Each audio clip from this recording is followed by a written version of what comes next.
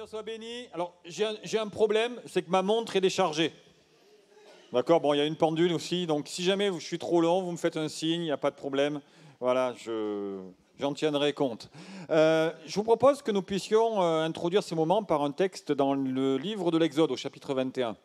Un texte qui est étonnant, comme parfois il peut y en avoir dans la parole de Dieu, puisqu'il nous parle d'un esclave hébreu. Et il est dit la chose suivante: voici les lois que tu leur présenteras. Si tu achètes un esclave hébreu, il servira 6 années. Mais la septième, il sortira libre sans rien payer. S'il est entré seul, il sortira seul. S'il avait avec lui une femme, sa femme sortira avec lui. Si c'est son maître qui lui a donné une femme et qu'il en ait eu des fils ou des filles, la femme et ses enfants seront à son maître et il sortira seul. Si l'esclave dit « J'aime mon maître, ma femme et mes enfants, je ne veux pas sortir libre », alors son maître le conduira devant Dieu et le fera approcher de la porte ou du poteau, et son maître lui percera l'oreille avec un poinçon, et l'esclave sera pour toujours à son service. Amen. Le Dieu que je sers cautionne l'esclavage. Ça va ? On n'est pas d'accord. Pourtant, quand on lit ce texte, il peut paraître relativement étonnant, même s'il est l'Ancien Testament, même s'il envoie des références bien particulières. Il est étonnant, et ce qui va être encore plus étonnant, c'est qu'au travers de ce passage, nous allons voir 4 marqueurs de la grâce. Parce que nous le savons, la Bible est christocentrique. C'est-à-dire que chaque verset, chaque passage a pour but de nous parler de l'amour de Dieu manifesté en Jésus-Christ.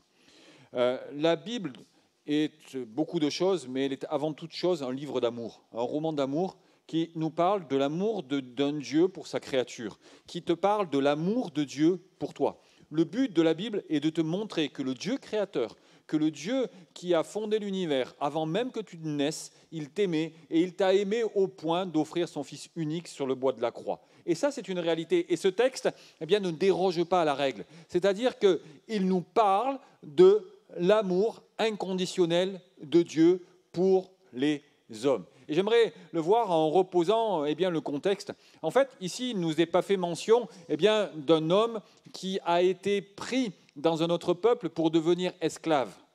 D'accord ? Ce n'est pas du tout le principe, notamment, que l'on peut voir avec la petite servante de Naaman. Mais ici, il est fait mention d'un esclave hébreu. Et cet homme, il est devenu esclave tout simplement parce qu'il a eu, ce qu'on appelle des accidents de la vie. À un moment donné, il a contracté une dette.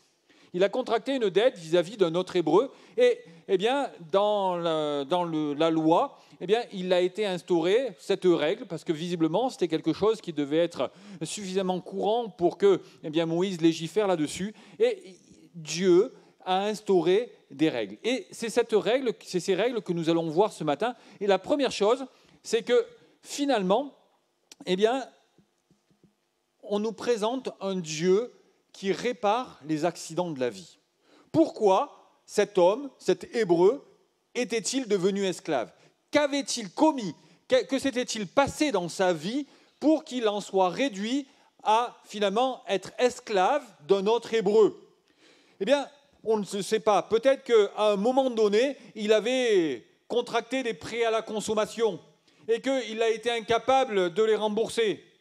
Je transpose à notre actualité, on est bien d'accord. Peut-être qu'à un moment donné, son passé est revenu à la surface et qu'il est tombé dans certaines addictions et qu'il est devenu accro à l'alcool, accro à la meth, accro à la drogue, accro aux médicaments et que cela lui a fait perdre son travail et qu'à un moment donné, il s'est retrouvé dans une situation compliquée. Peut-être qu'il a eu un accident de voiture et que sa santé en a pâti. Peut-être qu'il est tombé dans une dépression profonde. Mais à un moment donné, cet homme a connu un accident de la vie qui l'a poussé à devenir esclave et à devoir rembourser une partie de sa dette. Voyez-vous, mes frères et sœurs, il y a une règle, c'est que nous ne savons pas de quoi demain sera fait. Et nous pouvons tous, et je crois que nous avons tous vécu des accidents de la vie, ou alors nous pourrons tous en vivre. Nous pourrons vivre des accidents de la vie qui sont de notre fait, parce que nous faisons des mauvais choix, et nous le verrons tout à l'heure, il y a cette notion de responsabilité. Mais nous pouvons vivre des accidents de la vie également qui ne sont pas de notre fait, parce que nous le savons, la vie est rendue injuste par le péché. parce que nous vivons dans un monde qui est injuste, entouré d'hommes et de femmes qui sont injustes, et que parfois nous-mêmes, eh bien, nous pouvons être injustes. Les accidents de la vie frappent tout le monde, sans même qu'on ne le sache. Perdre un enfant, grandir dans une famille dysfonctionnelle, grandir avec des personnes toxiques, qui à un moment impactent notre vie. On n'a rien demandé, et pourtant on le vit. Mais voyez-vous, moi je connais le Dieu qui répare les accidents de la vie. Et c'est ce Dieu-là que je veux vous présenter. Cet homme, ce passage nous explique que même si Dieu répare les accidents de la vie, tout de même, il y a cette notion de responsabilité. C'est-à-dire que on peut imaginer que Dieu puisse dire « ça arrive, quoi ». Et efface l'ardoise de suite. C'est ce qui se passe dans les cieux lorsque l'on se convertit. C'est-à-dire que vous comme moi, eh bien, lorsque nous avons donné notre vie au Seigneur Jésus, il se passe un truc, c'est que nous sommes couverts du sang de Jésus et que quand Dieu nous regarde, il ne voit plus notre passé, il ne voit plus nos fautes, mais il voit l'œuvre du Christ. Nous sommes revêtus du vêtement de la justice qui est en Jésus. Cependant, eh bien, il y a une seconde réalité, c'est que sur terre, eh bien, parfois nos actes ont des conséquences et que nous avons vocation à les assumer. Je prends ma voiture, j'écrase le frère Jean. Ça pourrait être ma belle-mère. Que se passera-t-il? Dieu, si je me repens sincèrement, pardonnera mon crime. Il n'en reste pas moins que je devrais assumer mon acte sur la terre en allant quelques mois et quelques années en prison. Tout simplement parce qu'il y a ce principe de responsabilité qu'il y a là. Et donc, vous le comprenez, il y a deux dimensions. Il y a la dimension de ce qui se passe dans le ciel, où nous sommes pleinement pardonnés de tous nos péchés. Et puis, il y a la dimension sur cette terre, où finalement nous sommes responsables de nos choix et responsables de nos mauvais choix. Le péché a des conséquences. Et nos mauvais choix ont des conséquences. Ok? Ça marche là-dessus? Et cet homme, cet esclave hébreu, cet homme qui était devenu esclave, finalement, à un moment donné, il avait fait des choix de vie qui ont été mauvais, et Dieu lui dit, ok, il faut que tu sois responsable de ce que tu as commis. Peut-être que je m'adresse à quelqu'un et tu dis que ce que je vis est injuste. Et il y a de la colère contre Dieu. Dieu te dit la chose suivante, te dit, je vais m'occuper de ton mauvais choix. Je vais m'occuper de ta mauvaise décision. Mais sache bien une chose, c'est que pour que je m'en occupe, il est nécessaire que tu prennes conscience que la situation dans laquelle tu te trouves est avant tout une conséquence de ton péché et de ton attitude. C'est ce qu'on appelle la repentance, ou le début de la repentance. Ce qu'on remarque dans ce texte, c'est que, oui, Dieu veut que cet homme, cet esclave hébreu, soit responsable de ses actes, mais c'est borné dans le temps.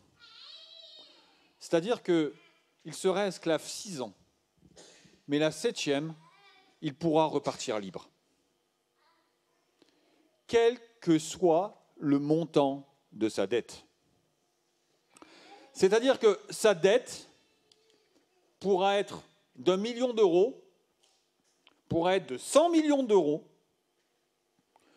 sa dette pourra être irremboursable. Au bout de la 6e année, à la fin de la 6e année, alors il pourra repartir libre. C'est-à-dire que la volonté de Dieu, c'est qu'il y ait toujours une fin à notre galère.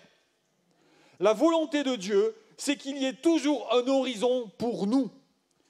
Et ça, c'est une réalité que tu dois graver dans ton cœur. C'est-à-dire que quels que soient les choix qui auront été faits dans ta vie, quels que soient les accidents de ta vie, quels que soient les moments compliqués, quelle que soit la noirceur de ta situation, il y aura une 7e année pour toi, c'est-à-dire un moment où tu pourras sortir de cette galère, parce que Dieu est le Dieu qui répare les accidents de la vie et qui met un terme à nos années compliquées. Cet homme, quel que soit ce qu'il a commis, Dieu lui ménagera un moyen d'en sortir. Ça sera exactement la même chose pour toi. Je me souviens de ce jeune homme, j'étais à Nantes. L'église avait ouvert une petite cellule de maison dans un petit bled paumé, dans la maison d'un couple qui s'était converti. Et là, cet homme, il était animé d'un zèle pour l'évangélisation et il invitait tous ceux et toutes celles qui étaient dans ses connaissances. Et je me suis retrouvé dans cette réunion avec un jeune homme qui s'appelle Stéphane. Et ce jeune homme se convertit. Et puis, une réunion, 2 réunions, 3 réunions, 1 mois, 2 mois. Et puis, à un moment donné, bien, on fait un rendez-vous, un énième rendez-vous. Et il me dit, Olivier, je peux te demander quelque chose? Je dis oui. Il me dit, je suis recherché par la police. J'ai braqué le bureau de tabac. J'ai volé le bureau de tabac du village. Qu'est-ce que je dois faire? Il va te livrer. Tu ne pourras rien reconstruire, ni avec Dieu, ni toi-même, tant que tu seras en fuite. Il dormait dans sa voiture, mangeait ce qu'il pouvait trouver, etc.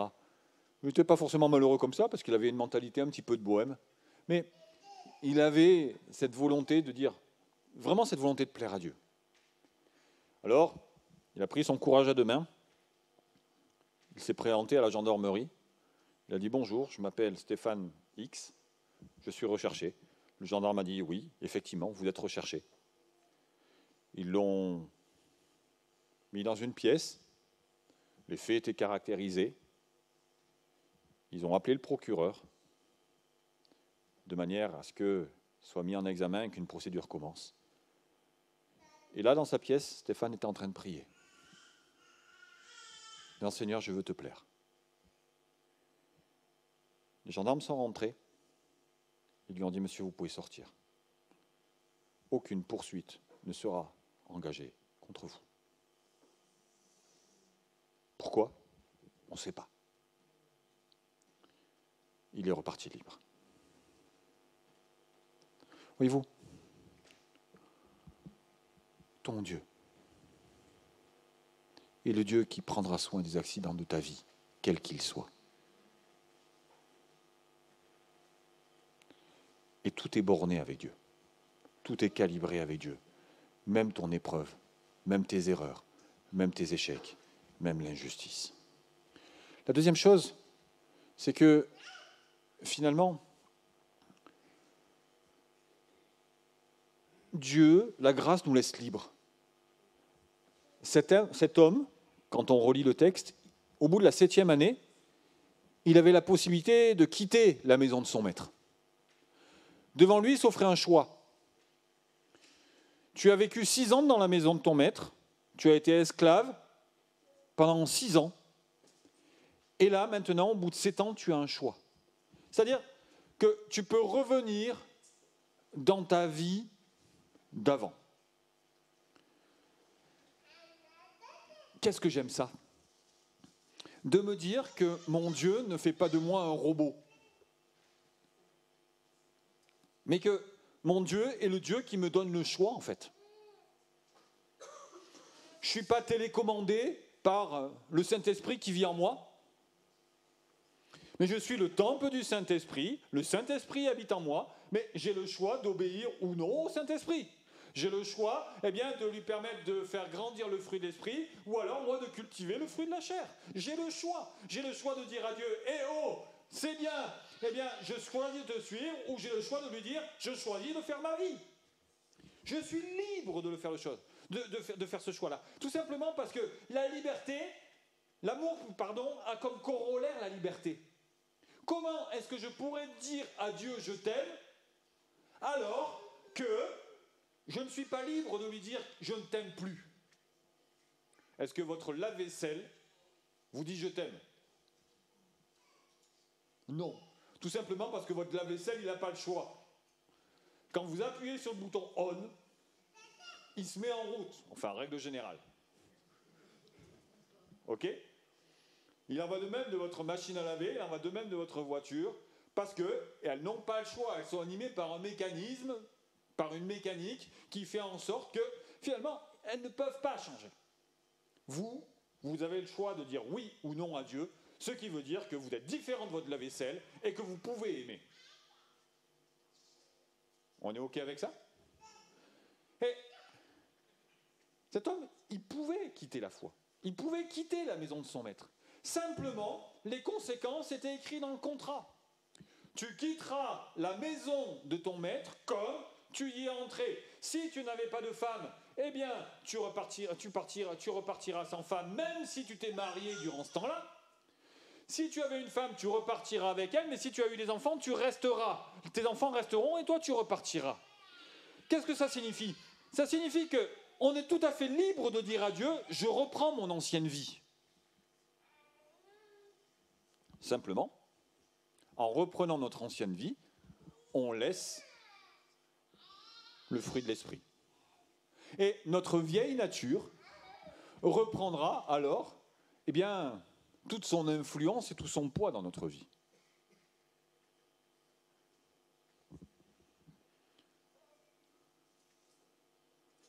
Ce qui fait la nature de notre relation, la force de notre vie chrétienne, c'est quoi? C'est la qualité de notre relation avec Dieu. Nos actes dépendent de notre relation. Notre foi dépend de notre relation. Ce que l'on entend, la foi vient de ce que l'on entend, et ce que l'on entend vient de la parole de Dieu. Notre mentalité, nos pensées, nos raisonnements dépendent de notre relation avec Dieu. À partir du moment où cette relation est coupée, alors le sarment que je suis ne peut plus porter de fruits. C'est juste, là encore, mécanique.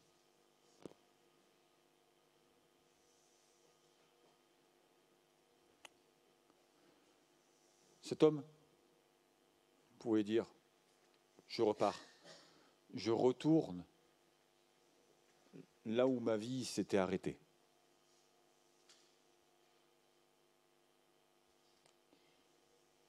Simplement, il repartait sans les bénédictions acquises.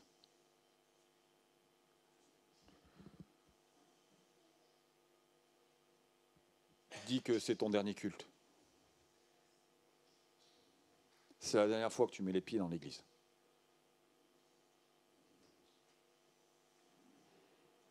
Tu as été blessé par les paroles d'un frère, d'une sœur.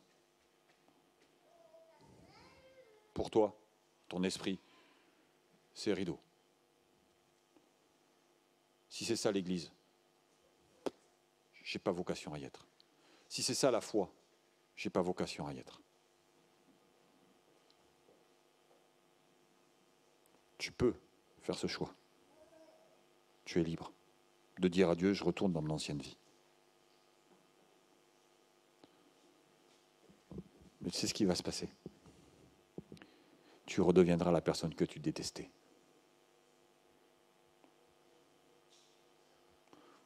Quand je suis de mauvais poil, vous savez ce que me dit ma femme? C'est un petit bout de fan, une petite blonde là. Elle me regarde et puis elle me dit, va prier.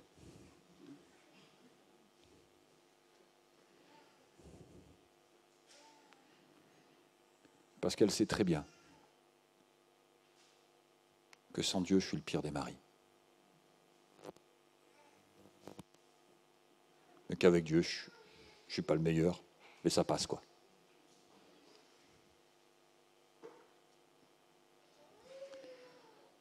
Aujourd'hui, il y a tes blessures qui sont là. Mais dis-toi bien que demain, tes blessures seront toujours là, mais que tu n'auras plus la sève du cep qui te permettra d'éviter que ces blessures conditionnent des actes qui te feront honte. Ça marche? Troisième point. La foi, ce n'est pas un truc magique, mais la foi, c'est un choix. Très souvent dans notre conception chrétienne, et la manière dont nous, on le prêche, pasteur, je pense, enfin moi, parce que les autres le font certainement beaucoup mieux que moi, on a l'impression que c'est un truc un peu magique qui nous tombe dessus. On se lève le matin en disant « Oh, j'ai eu la foi !»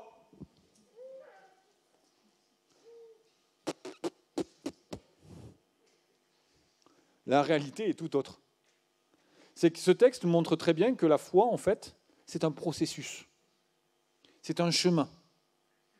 Que la foi, ce n'est pas une conviction suivie d'une démonstration, parce que je connais Hébreux 11, hein, d'accord ? Mais qu'avant qu'il y ait cette conviction qui va permettre la démonstration, il y a un processus et il y a un chemin. Cet homme, au bout de 7 ans, il va pouvoir dire à son maître, « Ok, en fait, mon ancienne vie, j'en veux pas. Mais je vais rester dans ta maison et je vais y rester pour toujours. » What? Tu as le choix entre la liberté et continuer à être, entre guillemets, esclave, et tu choisis d'être esclave? Ça ne va pas dans ta tête? Pourquoi est-ce que tu fais un truc pareil?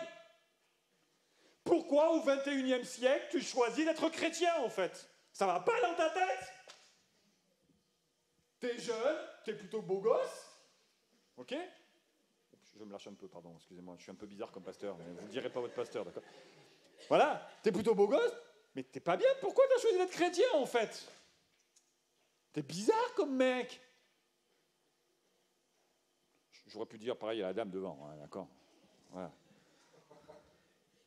Mais la réalité, c'est que si on l'a fait, c'est parce qu'on a vécu un processus, on a vécu un chemin. Ce chemin, il est unique. Et cet homme-là, pendant 6 ans, il a appris à aimer son maître. Au début, ça a dû être dur. Passer d'un état d'homme libre à un état d'esclave, avec toute la culpabilité qui va derrière, avec tout le regret qui va derrière. Ça a dû être compliqué. Et puis petit à petit, il y a une relation qui s'est tissée entre lui et son maître. Et j'ai presque envie de dire qu'au bout de 6 ans, il n'est plus esclave, mais il est devenu ami. Il n'est plus dans une relation où il sert, mais il est dans une relation où il devient ami. Je ne vous appelle plus serviteur, mais je vous appelle ami.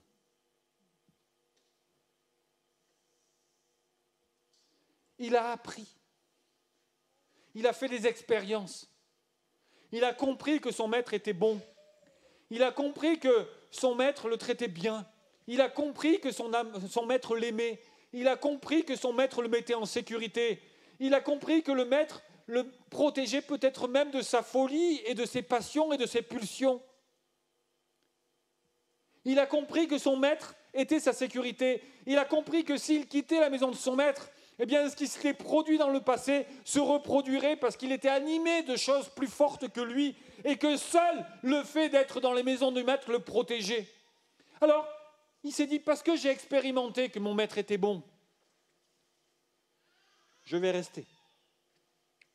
Mais on n'est pas uniquement sur une relation, sur une décision basée sur la peur de redevenir ce que l'on était, mais on est sur une relation qui est basée sur l'amour. Remarquez dans le texte ce qui est marqué. Il est dit, j'aime mon maître. Au cours de ce parcours, il n'est pas simplement animé par la peur de redevenir un pécheur, mais il a découvert et il a appris qu'il était aimé et il a appris à aimer son maître. Et ça change tout.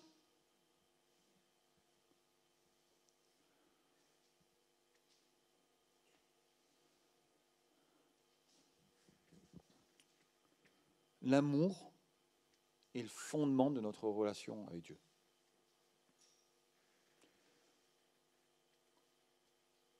Et c'est ce que cet homme-là a appris. Et je crois que si nous voulons renforcer notre communion et notre relation avec Dieu, nous avons juste besoin d'accepter d'être aimés de Dieu. Et ça, c'est hyper compliqué. C'est dur de se sentir, d'accepter que l'on est aimé. Hein. Bon, quand on a un beau gosse comme toi, c'est normal, c'est facile, c'est plus facile que les autres. Mais c'est vachement compliqué. Quand pour X ou Y par raison, nos parents ne l'ont pas appris, ça ne s'invente pas, quoi. Et quand on lit qu'il faut comprendre la hauteur, la longueur, la largeur, la profondeur de l'amour de Dieu, c'est pas pour rien que Paul dira « je prie pour que ». Parce que je pense qu'il y a un petit peu de miracle et qu'il y a un petit peu de surnaturel derrière tout ça. C'est compliqué de me sonoriser. Ouais.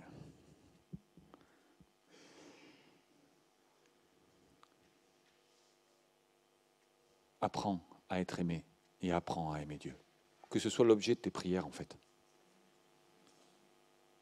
Et tu n'auras plus envie de quitter la maison du Père. Et puis, il va poser des priorités claires. Il dira, je choisis de rester esclave. Allez, le mot vous dérange. Je choisis de rester serviteur. Ok. Parce que, premièrement, j'aime mon maître. Deuxièmement, j'aime ma femme. Troisièmement, j'aime mes enfants. C'est-à-dire que s'il le fait, ce n'est pas pour les bénédictions qu'il a reçues dans la maison du maître, mais s'il le fait, c'est parce qu'il a appris à connaître la relation. Il ne reste pas pour ce que Dieu lui a donné, mais il reste pour qui est Dieu.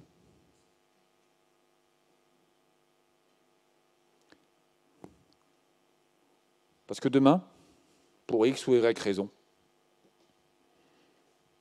les bénédictions peuvent cesser. Temporairement. Je ne sais pas pourquoi. On n'est pas Dieu. On peut enchaîner une vague de galères. Pourquoi? On ne sait pas, on n'est pas Dieu. Notre prospérité peut décliner. Notre santé peut être touchée. Pourquoi? On n'est pas Dieu, et puis peut-être qu'on vieillit un peu aussi. C'est comme ça. Et si je suis attaché à ce que j'ai reçu dans la maison du Père, plus qu'au Père lui-même, alors quelque part, je suis toujours un petit peu en danger. J'aime mon maître. Et j'aime les bénédictions qu'il m'a données. Mais premièrement, j'aime mon maître. La foi, c'est un choix.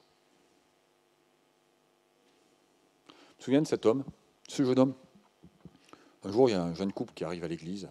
Et puis, elle a été convertie, le mari était inconverti. Mais il venait de temps en temps.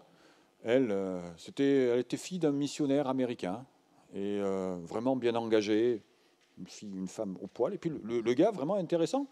On jouait au foot ensemble. Enfin bon, bref, on avait des relations hyper amicales. Et puis, mais on parlait pas du tout de la foi. Et puis un jour, après une partie de foot, il me dit « Je peux te voir dans ton bureau ?» Je dis « Ouais ». Il s'assoit en face de moi et puis il me dit « Voilà, je voudrais me faire baptiser ». Et là, moi, homme de peu de foi, j'écarquille les yeux, parce qu'il n'avait pas du tout le profil du mec converti. Hein. Il n'y avait rien qui avait changé dans son attitude, etc. Je n'avais rien vu, moi. Puis, je lui dis « Mais pourquoi ?» Et là, il m'a donné l'une des plus belles leçons que l'on m'ait données dans mon ministère. Il m'a dit « Parce que j'ai choisi de croire ». Et tout d'un coup, dans ma petite tête, j'ai compris que, en fait, la foi, ce n'était pas une émotion, ce n'était pas un sentiment, mais c'était une décision. Et je lui ai demandé pourquoi. Il me dit, parce que je t'ai vu vivre, parce que je vois vivre ma femme, parce que je vois vivre mes beaux-parents, parce que je vois vivre l'Église, parce que je trouve que les choses sont cohérentes, parce que je trouve qu'il y a une logique dans ce qui est annoncé. À aucun moment, il ne me parle de sentiments, à aucun moment, il ne me parle d'émotion. À aucun moment, il me fait une démarche mystique. Mais il me dit juste, j'ai choisi de croire parce que le parcours de vie et ce que je voyais était cohérent. La foi, c'est un choix. Si tu attends de ressentir des choses, ça peut se produire. Je suis très kinesthésique comme garçon. Mais il y a des profils qui le sont beaucoup moins que moi et sur lesquels, eh bien, la foi est juste un choix. Choisis simplement de croire. Et cet homme, et je vous parle de ça il y a quasiment 15 ans, il est toujours engagé dans son église, il sert, etc., il s'épanouit. Il est toujours aussi rocailleux, aussi dur en apparence, mais pour autant, sa foi est solide, est bien installée, c'est carré. Voilà. Il y a eu une expérience, il y a eu un chemin de vie. Puis quatrième chose, et c'est presque la conclusion. Sachez que les pasteurs mentent quand ils disent ça. Ok ? Je ne sais pas si Jean-Marc le fait, mais enfin, la plupart le font. Ce choix, il est scellé. Il se passe quoi ? 7e année, le gars, il dit « Ok, j'aime mon maître, je veux le suivre, pas simplement pour un CDD de 6 mois, de 6 ans, mais pour toujours. » Ok ? Comme le mariage, pareil. La corde au cou.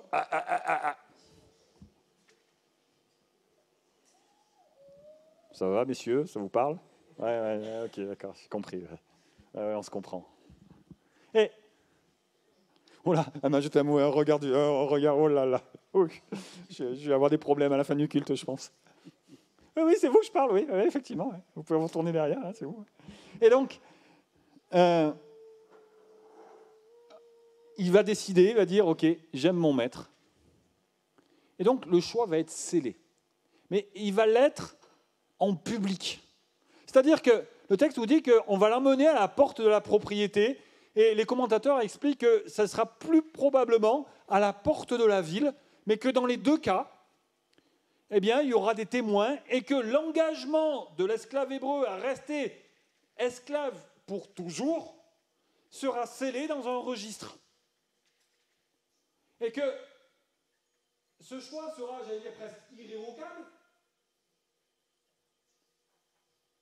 C'est une décision qui est légale, c'est une décision qui est juridique.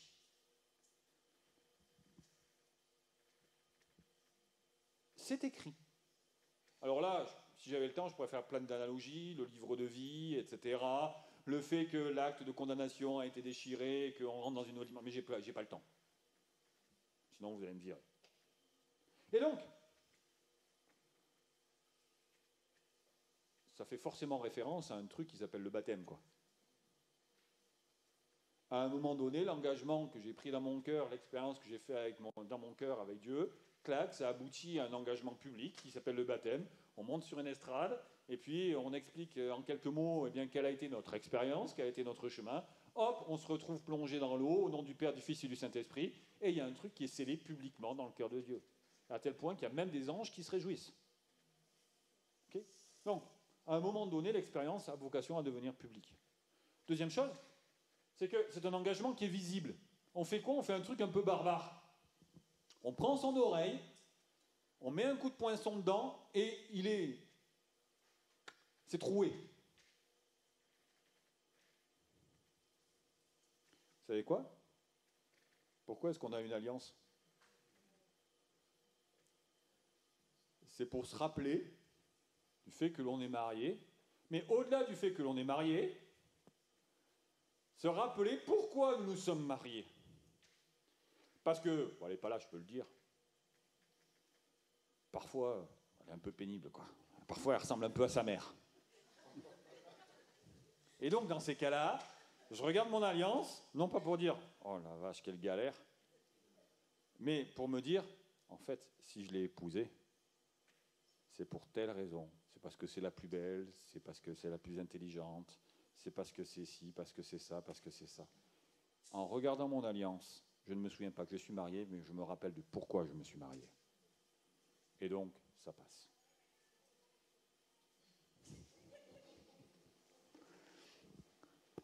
L'esclave hébreu, lorsque il sera contrarié, parce qu'il n'est que serviteur, il n'est pas maître. Et on a tous envie d'être maître, et pas serviteur. C'est la racine du péché, entre nous soit dit. Quand il rentrera le soir et que dans son miroir cuivré, parce qu'à l'époque les miroirs étaient cuivrés, qui sera en colère contre son maître, il verra le trou qu'il y a dans son oreille. Il ne se souviendra pas qu'il est esclave, mais il se souviendra pourquoi il a choisi de l'être. Le souvenir, c'est une arme qui est extrêmement forte. Être capable de se souvenir d'où est-ce qu'on vient. C'est pas pour rien que les patriarches, ils mettaient des autels partout où ils passaient, partout où ils avaient vécu des choses avec Dieu. C'était de manière à ce que lorsqu'ils y repassent, et alors, eh bien, ils puissent se souvenir de ce qu'ils avaient vécu.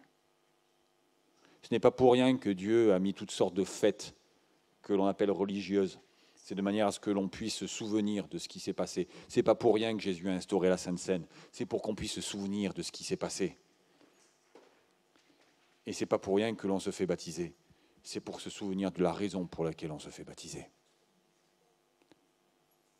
Puis troisième point, c'est que l'engagement, il est à renouveler. Pourquoi ? Mesdames,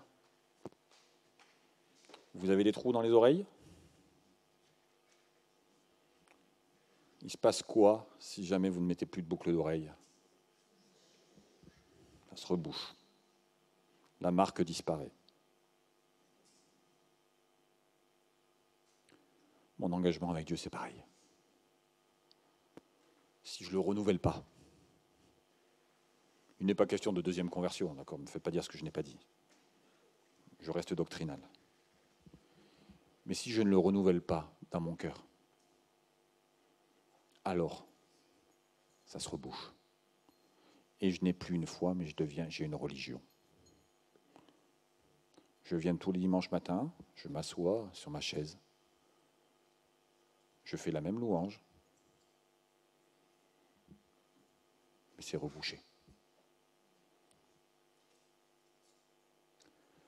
Ce qui signifie qu'on est peut-être appelé à certaines fois à vivre des deuxièmes Pâques.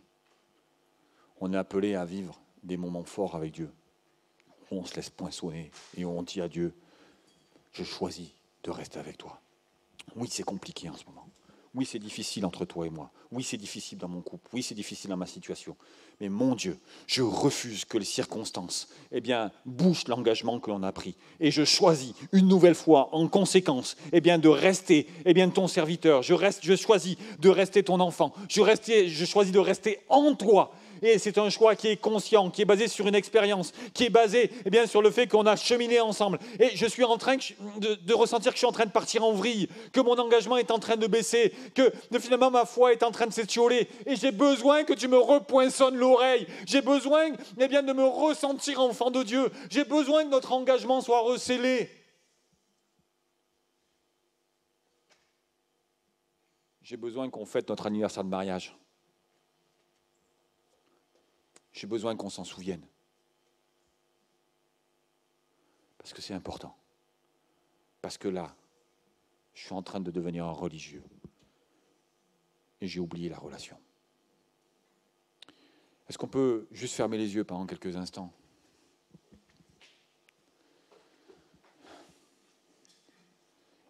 Et c'est peut-être l'opportunité pour toi de venir aux portes de la ville. Fais un petit moment que tu te balades là, d'expérience en expérience avec Dieu.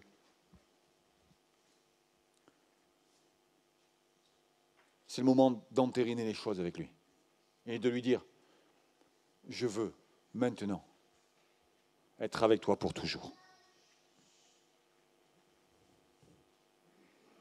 Tout simplement.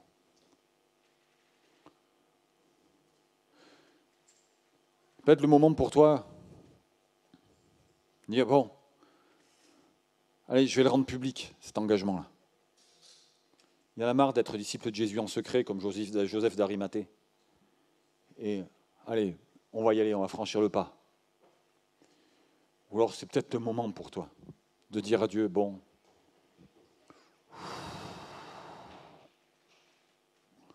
c'est dur.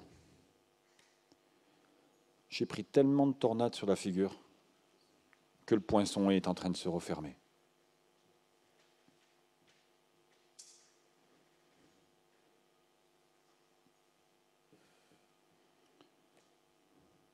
Parle avec ton Dieu, simplement. C'est entre lui et toi. C'est dans ton cœur. Dans le silence, là, c'est toi et le Saint-Esprit.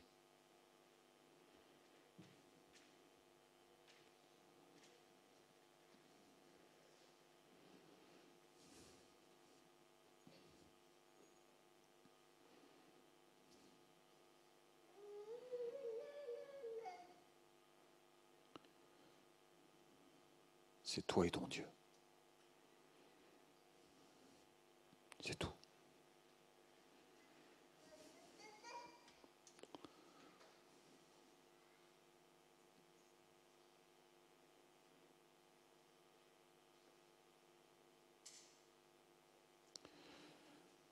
Je te remercie, Seigneur, parce qu'on a tous nos chemins, tous nos routes, notre histoire, nos blessures, nos failles, notre complexité,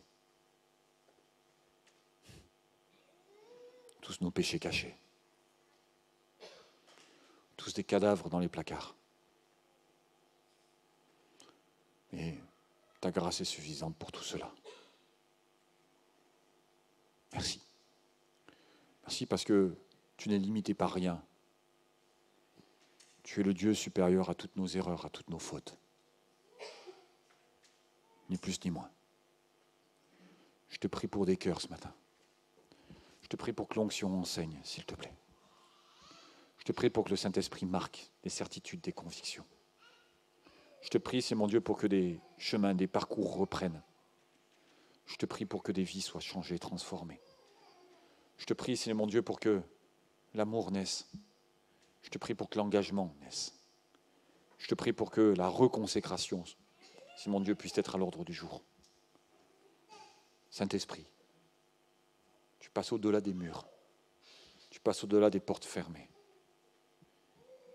Et tu marques quelque chose de particulier dans un cœur et dans une vie. Dans le nom de Jésus. Amen.